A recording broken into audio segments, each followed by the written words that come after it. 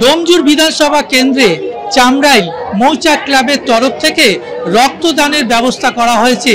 আজকে এই রক্তদাতারা তারা জানাচ্ছে যে একটি মনুষ্য রোগীকে বাঁচাতে রক্ত দেওয়া খুবই আবশ্যক। মৌচাক ক্লাব স্বাধীনতার আগে প্রায় 1940 সালে স্থাপিত হয়েছে। বিভিন্ন সাংস্কৃতিক অনুষ্ঠান, দুর্গাপুজো সহ রক্তদান শিবিরের আয়োজন করে থাকে প্রতি বছরে। এবারে প্রায় 50 জনের বেশি মানুষ রক্তদানে উৎসাহিত হয়েছে।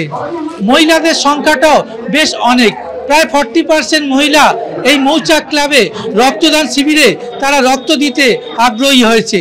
তবে ক্লাবের তরফ থেকে যেটা জানানো হচ্ছে যে একটি মনুষ্য রোগীকে এক বোতল রক্ত দিয়ে যেরকম প্রাণ বাঁচানো হচ্ছে, পাশাপাশি ক্লাবের তরফ থেকে একটি ছোট্ট চারা গাছ দেওয়া হচ্ছে।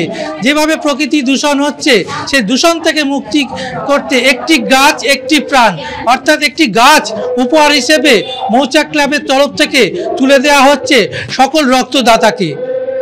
মানুষজনের মধ্যে উৎসাহ, এই মৌচাক ক্লাব, এই গ্রামের সমস্ত মানুষজন আজকে একবারে এসেছে মৌচাক ক্লাবে রক্তদান শিবির উৎসবে তারা অংশগ্রহণ করতে।